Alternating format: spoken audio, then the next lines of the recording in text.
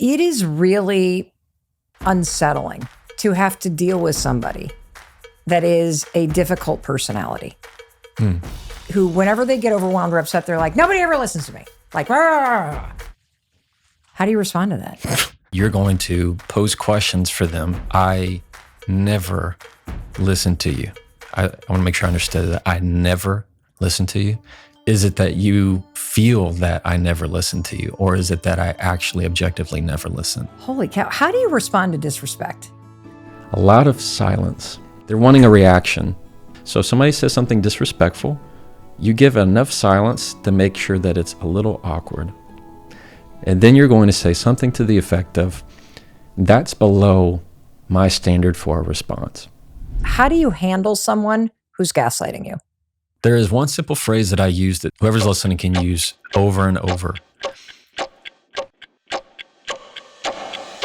Hey, it's Mel. I'm so excited that you're here. It is always such an honor to spend time with you and to be together. And if you're brand new, welcome to the Mel Robbins podcast family.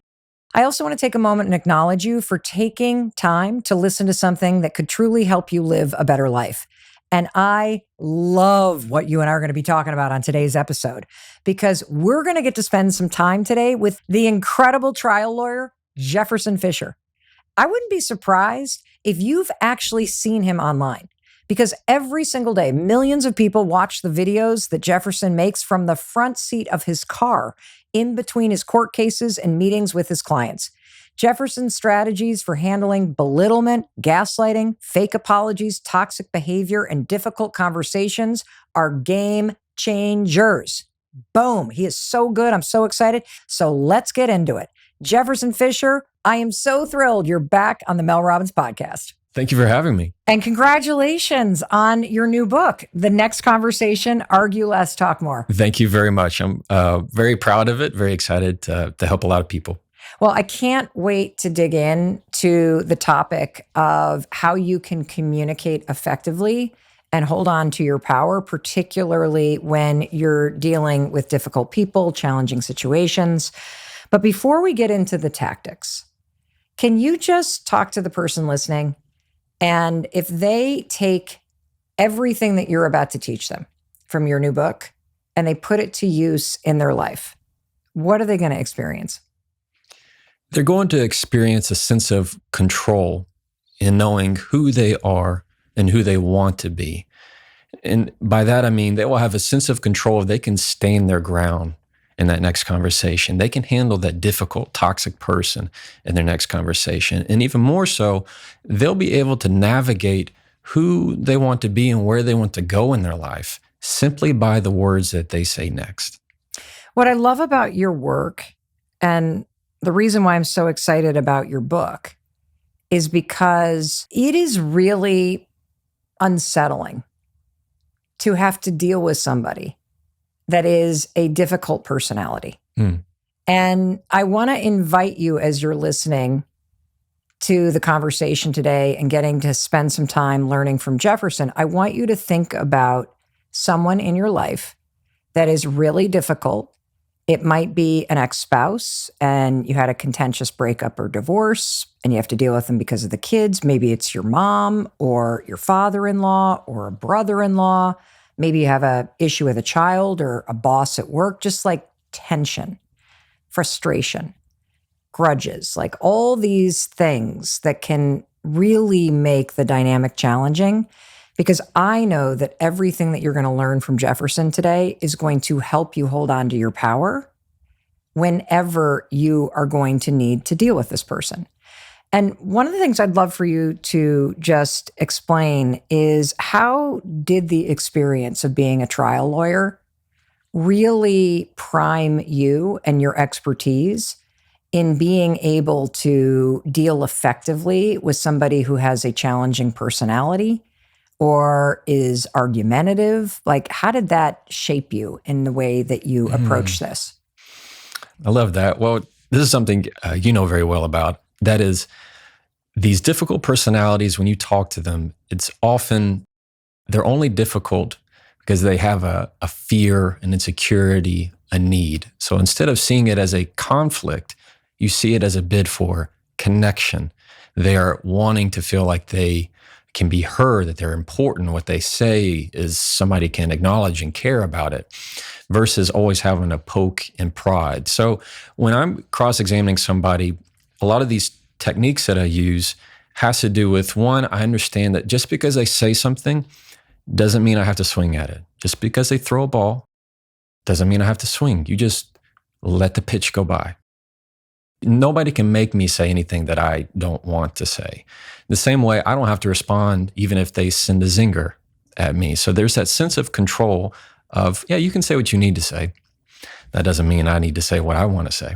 So there's this confidence that you can have from questioning people in the courtroom. Another would be understanding that that conflict, that argument, is simply a window into another person's struggle. When I'm representing a client and you're representing another client, a lot of the time, it's a weird occupation, though, if you think about it. People hire me to have beef with somebody I don't have beef with. And then what makes it even harder is they hire somebody to have beef with me. So when you're arguing with that opposing attorney, he and I or she and I, we don't have any problems, really. We're just taking on the problems of somebody else. And you can't, arguments aren't something to win, and especially in the courtroom. You just give the evidence and the facts a voice. You advocate for those facts under the given law. So it's very different in that sense, but the same rules apply, that the less you say, the more powerful you sound, the more confident you express yourself, the more you seem more confident in yourself. So it's these little tips that I like to give from the courtroom that help me understand that difficult people are just people. We can all be difficult. So the thing that I'm already taking away is that even viewing someone as being super difficult or being narcissistic in their personality type or holding grudges or negative or whatever label you want to put, that right there is already a problem, because you already flipped it on its head and said, this is just a person that wants attention. This is a person who wants to be understood. And they don't feel understood, which is why you're getting all that negativity on the surface. And so if you, number one, if I'm listening and hearing you correctly, if you even just flip your viewpoint about this person to, hey, this is just another human being who has not the best way of trying to get themselves understood, that right there already lowers the intensity of the interaction. Mm-hmm. Yeah, it is that mindset. If you go into it knowing or telling and convincing yourself that this person is difficult, well, all of a sudden you've made it difficult for you. Well, what's to stop you from thinking this person is somebody I need to make sure I listen to? Sometimes the goal is too high. If your goal is they need to believe everything that I say, they need to do everything that I do, you're never going to get that. Instead, if you can go into the conversation with a much smaller goal, like I want to make sure that they understand me. I want to make sure that I understand them. I want to make sure that I listen to them without interrupting. I want to make sure that I listen to the end of their sentences. And that's very rare for people to listen to the end of somebody's sentence. So you find that often when it's a difficult conversation, you're the one that's called it difficult. You're the one who's made it difficult from the outset for yourself. You haven't had the conversation yet. Now, you might know that person to tend to have personalities or behaviors that can be seen objectively as difficult. But often when you hear that person say, you don't listen to me, what they're saying on the inside is, I want to feel heard. I want you to connect with me. I want to be understood. How do you deal with somebody who whenever they get overwhelmed or upset, they're like, nobody ever listens to me. Like, "Rah!" How do you respond to that? If they come in hot and heavy like that, then nobody ever listens to me. Well, then you're going to be the opposite of that. I mean, you're going to pose questions for them. I mean, for example, that never, that's one word that's an extreme you're going to attach. I never listen to you. I want to make sure I understood that. I never listen to you. Typically, they'll draw back from that because then you use an extreme. They know you have to listen to them. Then you go pull it another layer. All right. Is it that you feel that I never listen to you? Or is it that I actually objectively never listen? You go it again. Okay, so you feel like I don't listen to that. Well, let's talk about it. Let's keep going. It's helpful to know. I'm here, I'm listening. I'd like to change that. You just find ways to go at it again. That was masterful. Well, and I know I'm not the only one, Jefferson, who is now going to take that script and start using it with people in their life. And I'm thinking of one person in particular who, whenever they get upset, that's 1,000% what they say. Mm-hmm. And I now know, because I'm learning from you, listen to the end of the sentence, take a beat. You also did this technique that I noticed where you lowered when I raised my voice. Mm. And you slowed the conversation down by simply slowing the pace of the question. And you're asking the question not like a jerk, like, oh, so I never listen to you? Because that's the other thing that people do. Right. Versus saying, I never listened to you? Yeah, it's powerful stuff. If you can, anytime when somebody is going super high, they're yelling, you go even slower. You lower your voice, because then you're the one who sounds calm and in control. And they're the one that seems like they're on the extremes. Their voice and their brain and their ear will hear that, and they'll start to lower it because they don't like to be out in the extremes. So they'll start to slow themselves down. What I teach my clients is that the person that you see is often not the person you're talking to. And what I mean by that is I've had a client, not a client, but a witness that I was deposing. Mm-hmm. And he was ugly with me, and he was big and brash and didn't like any of the questions I was asking him. And I asked him the question, so what are you struggling with today? I said, let's just set aside the case. What are you struggling with right now? And he went on to tell me about how he was having a hard time with his mother. He had just had to put her in a nursing home, assisted living. His father was passed away. His brother was out in the oil field, and he was the only one to take care of her. And he was just nervous about it. And he had been getting letters from attorneys. Mm. And so this big guy who was in front of me, even though he was being ugly to me in that conversation, I knew that the person I saw was not the person I was talking to. You have that when every conversation you have, yeah, you see this person and they look mad and they look ugly, but who's the person you're talking to? It's the person behind the counter, the person who waits on you, the cashier. Every one of them is a chance to have connection with that person, because who you talk to right then affects how they talk to everybody else. It's a ripple effect. It's how you talk to your kids affects how they're going to talk to their kids. How you talk to the person who takes your order, if you're rude to them, well, they're going to have a harder time talking to the people that they love when they go home. So it's a big circle of life in a way. Well, it's also what you're pointing to is you have power. Oh yeah. And we don't think about it that way. We get so wrapped up in the stress of our day-to-day lives that you forget that your words and your energy has tremendous power, and we give it away to other people. And particularly when somebody is a negative person or they're a difficult personality, and you start to brace and you believe they have more power because of their bravado or their whatever, or the fact that they're constantly gaslighting you or erupting, or they pull the silent treatment. All of these things that are wildly emotionally immature, but feels like they have more power over you. What you're saying is, no. You always have power. And I can tell the listener right now the kind of power that they will have. What is it?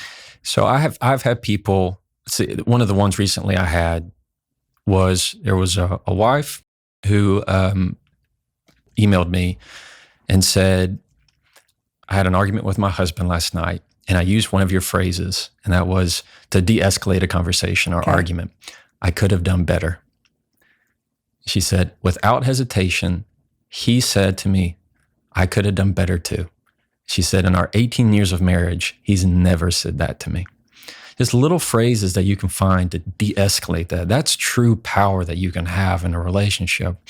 In terms of the ripple effect that you have a power to affect people you will never, ever meet. And it's a wild thought, but it's true. I had somebody email me, this is probably 2 months ago, who said, I am somebody who helps with couples at foster homes. And these parents were arguing, and I used one of your tips on how to communicate with them to get them to stop arguing and agree on something that will forever change their kids' lives. I'll never meet these kids. They'll never know me. They will probably never know the guy who helped them and emailed me.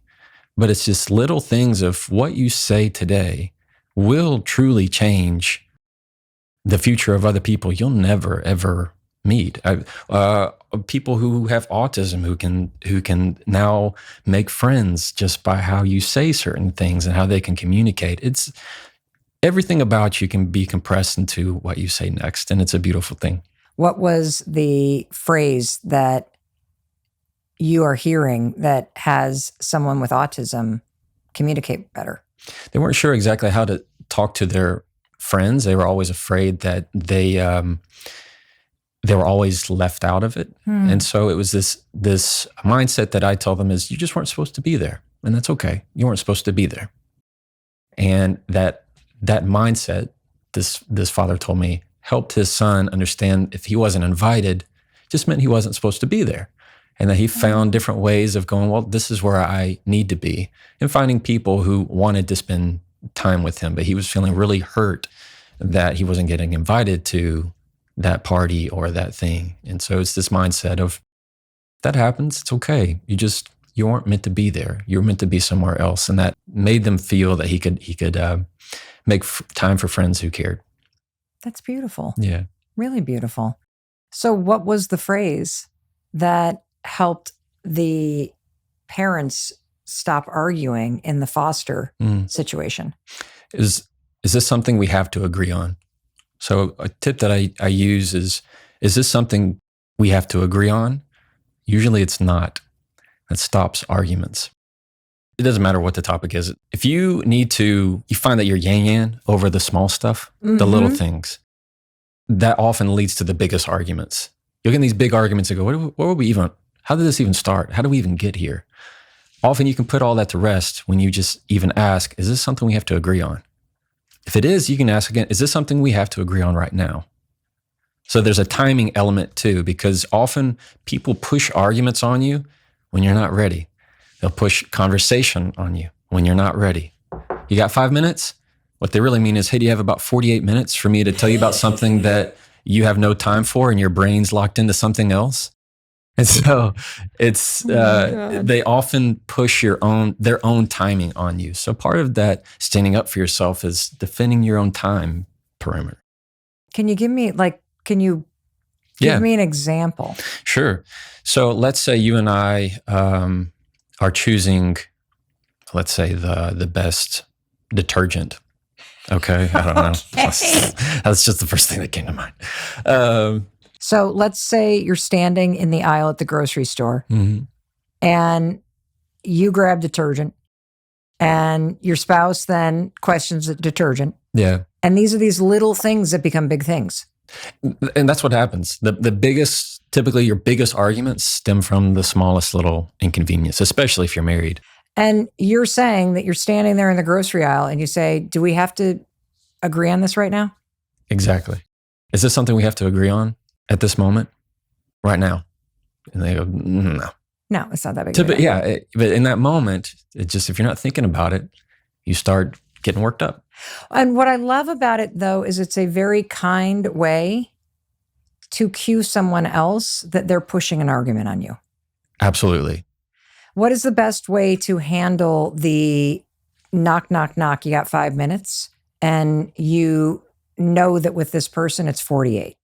How do you respond to that to protect your time? If the automatic feeling within you is no, then the answer is no, you don't. It's setting it later. I don't right now. Can we schedule this for tomorrow? What's your next week look like? Find ways to push it out, because what you'll find is that 5 minutes they needed right then, that issue gets solved without you. They didn't really need it. They just came to talk. You mentioned that there are a number of phrases that you teach people to help you de-escalate. Are there others that come to mind other than, is this something we need to agree on right now? There are phrases, I'd say, to help pull down defensiveness. Because often when I say something, the tendency, the default is for somebody to get defensive. And that's natural. It's biological. It's your body going, oh, I perceive a threat.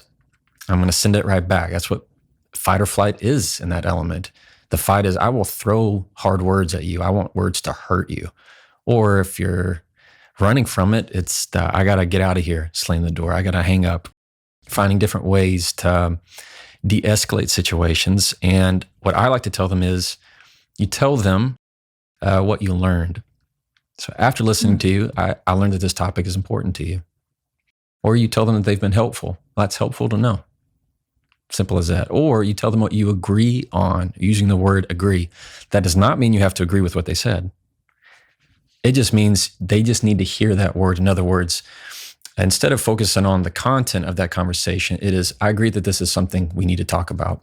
I agree that this is a conversation worth having. Boom. Like that right there, all of a sudden pulls down their defensiveness. They heard the word, I agree.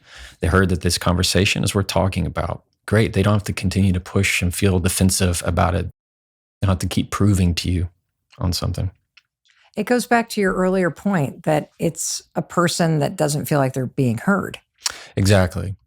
Huh. And if you need to like shift away from that, is this something we need to agree on? I could do better. I like, maybe so, or maybe you're right. Those are two that I use often. If I ever get an insult, maybe, or a rude comment in the litigation world, someone makes some kind of offhand comment, I say, well, maybe you're right. Maybe so. Who am I to say? It's that element of, I get to control entirely what you say. Is that going to affect me or not? I have entire control over that.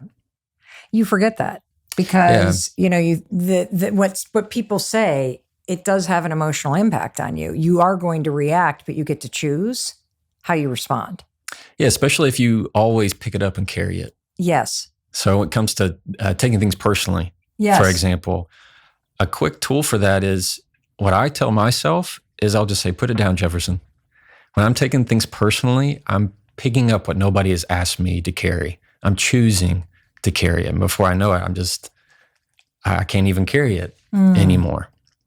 And to me, how often you take things personally is a direct reflection of how much grace you give other people. Oh. If you never give somebody the benefit of the doubt, it's heavy. It's a heavy proposition if you never give somebody the benefit of the doubt, instead of just waiting to see if truly that offhand look meant to say something to you.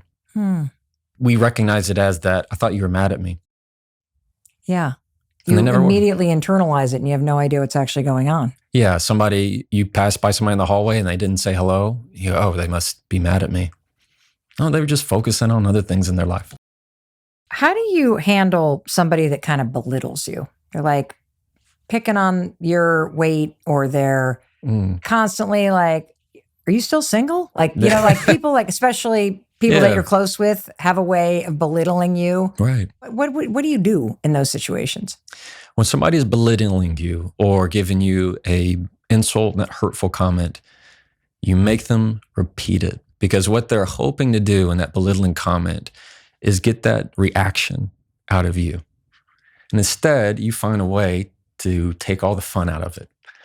So when you ask them to repeat what they said, you're not giving them that hit of dopamine that they're expecting from your reaction. They're not getting that response time from you. Instead, you're delaying that gratification for them. Then it's just not worth it. Then it's just not fun.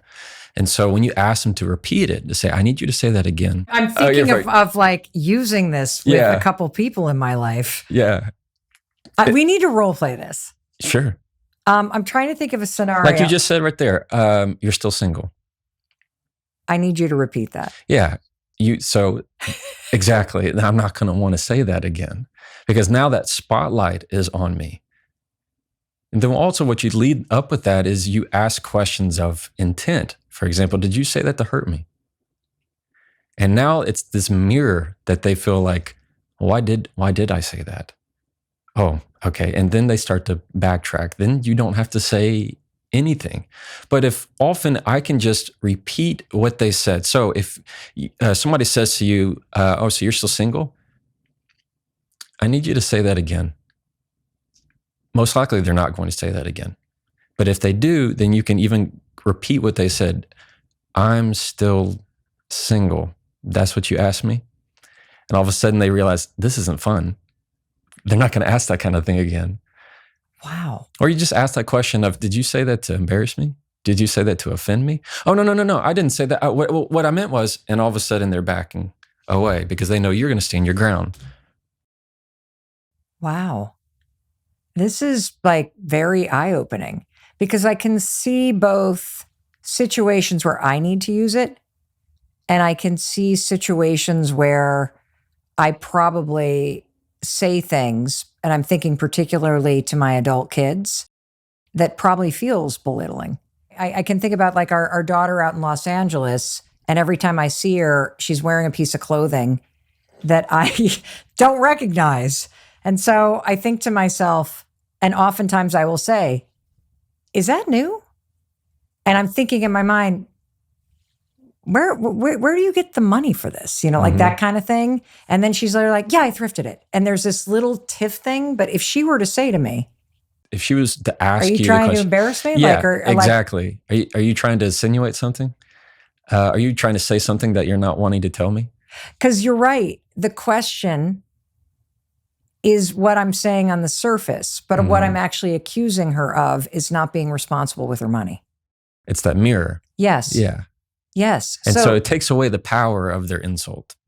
Wow. When you can take all the fun out of it, you take all the oxygen out of their room, and they realize that they're not going to be able to control you with that reaction that they were hoping to get from you. Holy cow. How do you respond to disrespect? A lot of silence. So often, if you just wait 10 seconds, you're going to add distance between what they said and how you're going to respond. And that makes it very clear, because what they're wanting when somebody's disrespectful is the same way with belittling. They're wanting a reaction. They're saying this to get something out of you, because in that moment, they're feeling something, whether it's a fear, an insecurity, whatever it is.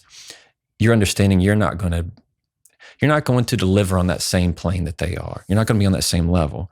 So if somebody says something disrespectful, you give enough silence to make sure that it's a little awkward.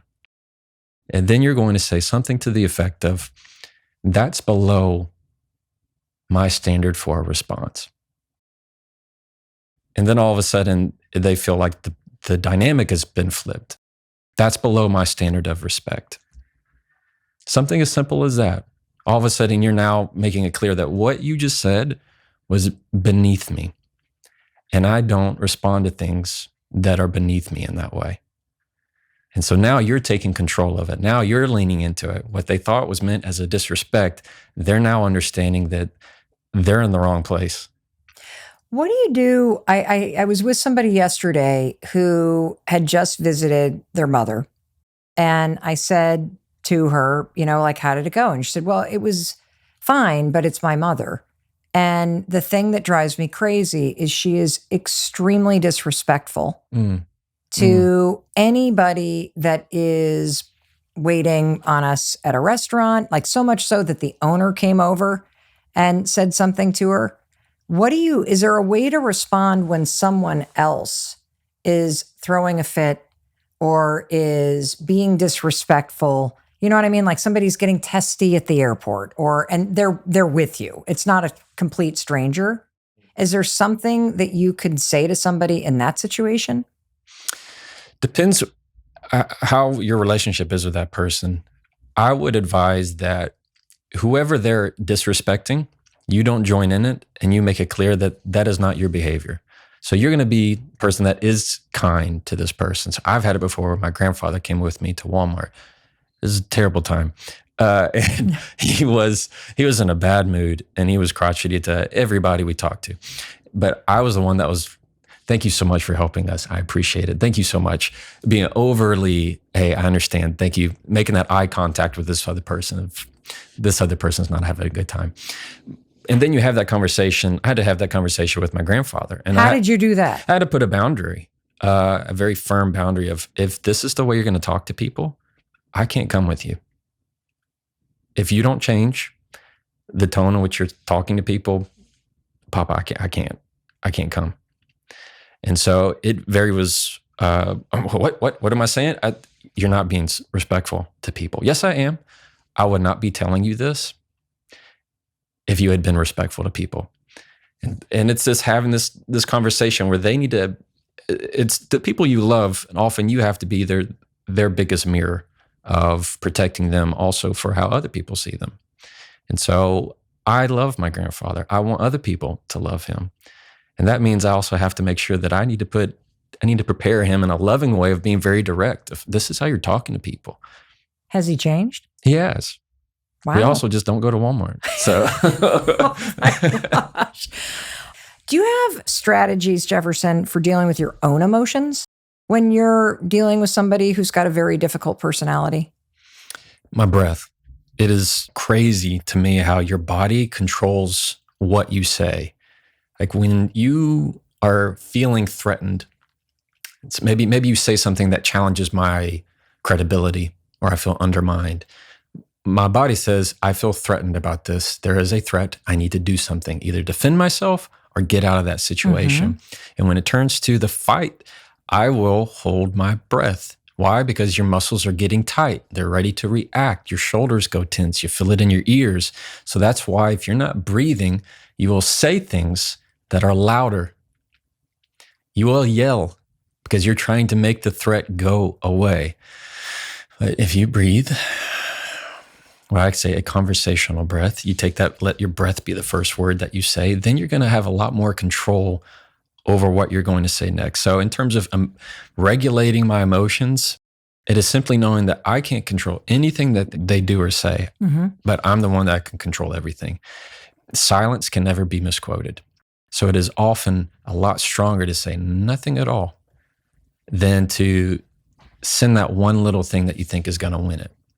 Because if you think you can win an argument, you don't win anything, Mel. You lose your credibility. You've lost that connection. I mean, what have you got? Now it's just, you want awkward silence between the two of you. You still have to possibly work with this person, live with this person.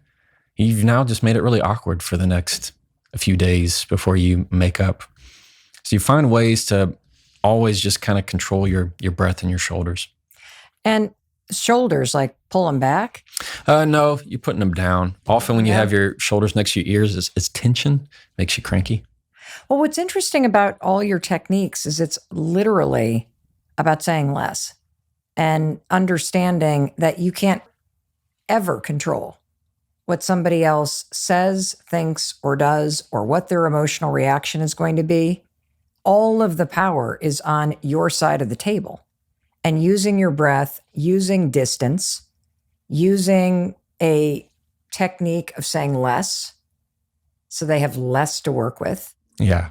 Lowering your voice, deciding what you're going to respond to and what deserves a response and what doesn't, and who's worth the time and who isn't, what is worth pouring your energy into. And when you start to own that side of the power, you realize you're actually always in control.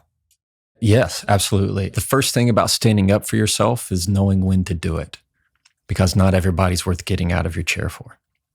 It's that understanding of, I will engage this in conversation when I believe it is worth my time and effort into this conversation. You don't have to attend every argument that you're invited to. And so it is this knowing of, I can RSVP, no, I can politely decline.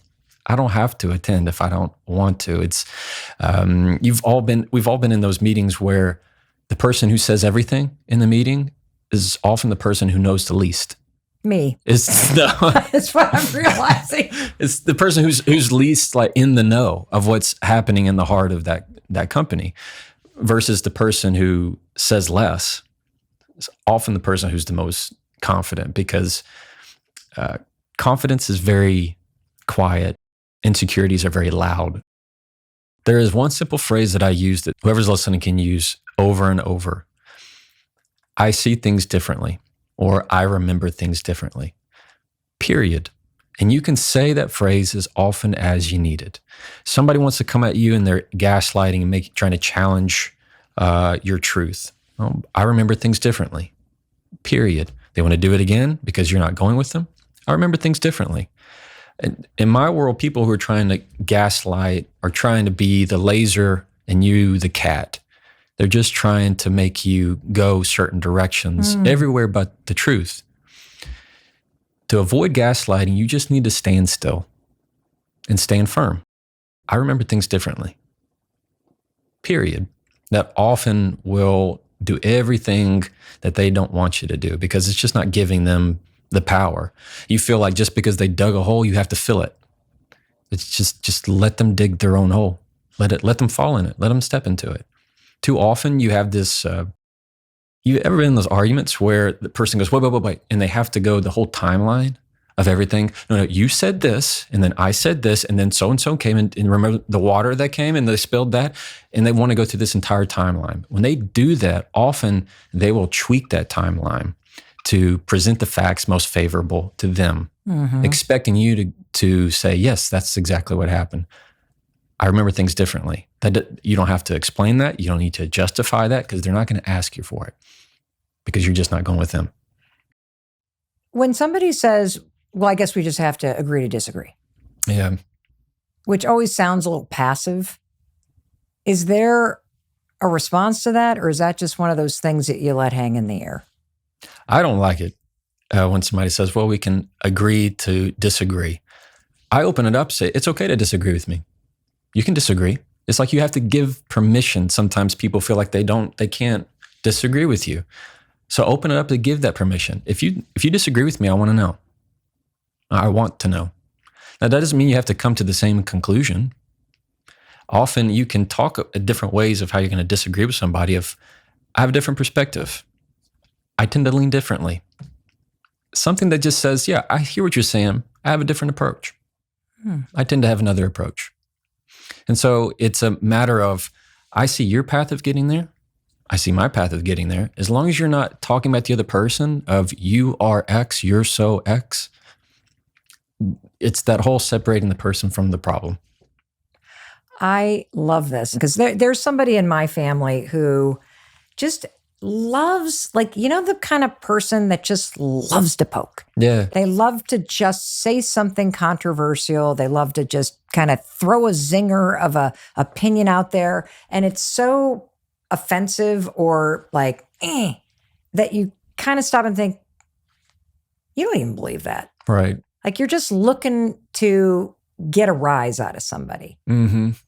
Is that the situation where you would go, I just think about things differently?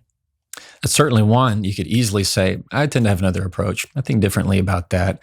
It's okay to say, I don't have an opinion. Or if I had an opinion, I give it. That's pretty easy I don't know enough about that. I'm not really sure. Finding ways of just being what I like to call the wet blanket. The wet blanket. The wet just blanket. Like on a fire. Exactly. Just throw a wet blanket on the fire. Because there are times where I literally just want to be like, you're a complete idiot. And then I think, why are you taking the bait? This is literally like somebody fishing. They're throwing something out to see if you snatch onto it, and then you grab it, and exactly. And next thing you know, you're in the middle of this thing, and you're not even sure why you're even debating this topic. And I have a hard time, I think, being the wet blanket, especially when I think somebody's an idiot. Well, that goes to your personality. There's nothing wrong with that. I mean, I don't know. Like, I feel like maybe I'd everybody. be more powerful and calm. Like, you were such a nice, kind person. Like, I can't even imagine going up against you in trial because it would burn me up about how kind you are and how nice you are in the courtroom. And, and most lawyers are very just... I've had that comment. You have? Yeah, that I made it difficult because I never gave them an enemy. So I never gave them somebody I did not like. Same way for a jury. As long as the jury likes you, you're 90% there. Jefferson, I think you actually just shared the secret of life. Yeah. No, seriously. Mm. Don't give someone else an enemy. Yeah. Like if you go, and this isn't about like being somebody Soft. who is soft. Yeah. And it's not about letting people trample all over you. It's actually an incredibly powerful position to be mindful and protective of your time and your energy, and who is worth your time and what is worth your energy, and what conversations deserve a response and which ones deserve silence. I like to call it being in the pocket. What does that mean? Well, and I'm a musician. And oh, really? Yeah, I play drums. And for real? I play several instruments, but I yeah, can't drums. imagine you behind a drum set you going should have seen absolutely. And did you ever have long hair? I did, yeah. I had the whole yeah. I've been in multiple bands. There was a whole thing. And oh, wow. Okay, now. Part of it. This is your point. The person you're talking to is not the person that they are. Okay. Exactly, yeah. And it's this idea of when you're in the groove and everybody's bouncing their head, it sounds great. You're not lagging. You're not loud and forceful. You're not calling attention to yourself. You're just in the pocket. I know I don't have to do anything crazy. I just stay right in rhythm with the conversation. There is a strength to being the peacekeeper. There is a strength to being the calm mind. That does not mean you can't kick back and have fun. It doesn't mean that you're just the wet blanket on every social situation. Right. But when it comes to difficult people, when it comes to real conflict in your life, instead of choosing to say, this is a difficult person, it's just a difficult problem for the two of you to discuss. And if you can get their help with it, if you can understand that they're grumpy because of something that somebody texted them this morning and they were feeling it before they even entered the room, that the problem is not you, instead of taking it so personally and just seeing the problem for what it is, you're going to come away knowing that you have all the control in that situation. And that's a really empowering thought. Well, what I love about what you're saying, and this is true, is that most of us, I believe, especially when we are either uncomfortable or we have to have a difficult conversation, we focus on this idea that you have to win. Mm-hmm. How do you deal with a narcissistic personality style? Mm. Somebody that is always about them. I'm thinking about a number of friends that are divorced and have a ex that they share kids with, and you're getting the long texts and a lot of make wrong. And how do you deal with somebody that is, first of all, never going to change? Mm. And second, you have to figure out how to navigate communication with them because of the kids or because you work for this person. There's an initial mindset you need to have, and that is know when you're in their game.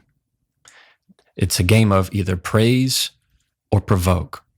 If you're not filling them with praise, then they will turn to provoke and start an argument because it gives them the same amount of satisfaction. They delight in your anger as much as they delight in your praise. It is that sense of control that they have. So know first when you are on the board and you are playing their game. Okay. So number one is you don't have to play that game.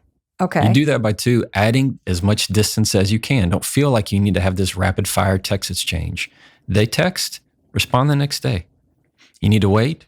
Most people, maybe they need to be reminded there's not some kind of stop clock on text exchanges. You required to respond. There's no delay of game. You get to choose when you respond, and you're going to do it when you're ready. I will respond to you when I've calmed down. I'll respond when I'm ready. You find ways to distance the emotional reaction that you could have. You also want to stay neutral. And that means you say very boring things like, I understand, noted, good to know, got it. These short little things that are going to give them nothing to feed on. Because if you think you're going to solve all your problems in giving them that paragraph of a text, and you think you really just gave them 100 words of pure amazingness that's going to shut them down and change your life, you're kidding yourself, Because what they'll do is just pick out one word from that paragraph and twist it and not acknowledge anything that you said. So less is always better when it comes to communicating with those type of behaviors and tendencies. Wow. How do you broach with somebody who you care about, who's like in a bad mood, or they're really intense and they're that way a lot? Because I've tried to, and it feels like poking a grizzly. Like, are you upset about something? Or, like, is there like, why? Like, well, I don't think there's a better way to approach are you thinking about something? It's this idea of that whatever they say, you need to be a safe space for. Because I always want to be the person that my kids can come to with problems. And if I teach them that when you come to me and you're hurting or you're in a bad mood or you're grumpy, and I don't like that and I don't accept that and I don't want that, when you're in trouble, don't come to me. You're not a safe space for that. They'll go be real somewhere else. I can be grumpy.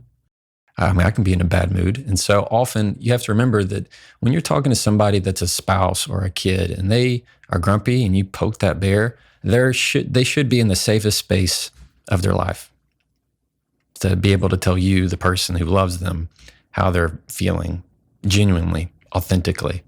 If it's somebody who you don't know that well, you probably don't want to ask that question, but you might want to say, how are you feeling?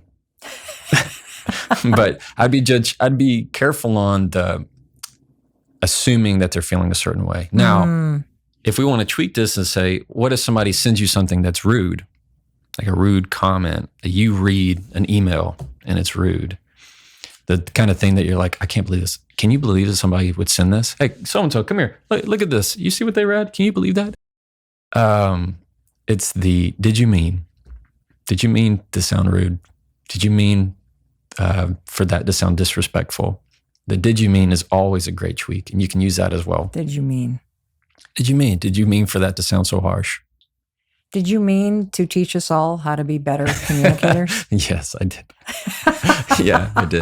But it really does help. Anytime you find something that we use this a lot is that, did you mean for that to sound short? You get that text, I do that even with my dad, because my dad's like the one word texter. So classic, yeah. So I have to say, did you mean for that to sound short? There's some people that you just shouldn't text with or email. Just pick them up and call them. There's people that you're like, they send the rudest email, but when you talk on the phone, they're so pleasant. You just know that's not their best mode of communication. How is it that you learned to assume good intent about people? Yeah, believe it. There's a sense that goes to who you are, just your philosophy on life. And I believe that most people are good. They want to do good. And there are people in this world that are truly hurting. And they came in hurting long before they met me. And so there are certain things that I know I could say that could be a trigger for somebody that I know nothing about. And I don't know why it's a trigger. I don't know their childhood. I don't know that one thing that they're insecure about. You ever said something and you said something about their job and all of a sudden it's like, oh, well, you think your job's better than mine? What you're hearing is just insecurity. That's what you're hearing. So you have to find the way. My dad would tell me the issue that they're giving you is not the real issue. Meaning there's always something that's layered underneath that. And you just have to be curious enough and patient enough to find out. What are your parting words? I'm going to tell people that the next time you are in a difficult conversation with people, number one, I want you to say what you have to say with control. It means you're going to control your breath, control your volume, control your body, and understand you don't have to say anything that you don't want to say. Two, I want them to say and speak with confidence. It means using an assertive voice that doesn't give over apologies that mean nothing, or say, I hate to bother you when it means nothing at all. And three, I want them to say things to connect. In other words, say what you mean and mean what you say. If you need to deliver bad news, deliver it. If you need to give a compliment, give it. And at the end of the day, they need to follow their heart and be true. Jefferson Fisher, thank you. Thank you for having me. You're freaking awesome. Thanks, Mel. I want to make sure to tell you, that I love you and I believe in you. And I believe in your ability to create a better life. And what I loved about the conversation today is you were reminded of the truth. You have the power. Stop giving it to other people and to especially people that are difficult. Your power is in your response, it's in your breath, it's in what you say and when you say it. And I know that you now feel empowered based on everything that Jefferson just shared with you today. So please go use it. And I'll see you in the next episode. And I want to thank you here on YouTube. Oh my gosh, I love spending time together with you. Thank you for making it all the way to the end of the episode. And if you made it this far, I have a request. Could you just click right here and subscribe to the channel? It's free and it really helps me. And I know you're the kind of person that really wants to help people that help you. And it lets me know that you're enjoying the content, which I just love knowing that you're enjoying it. So thank you for doing that. And if you loved this episode with Jefferson Fisher on how you can deal with difficult people, you're really going to love this episode next, where I'm going to share my number one tool to create more control and emotional peace with the people in your life, even the most difficult ones. I cannot wait to see you there.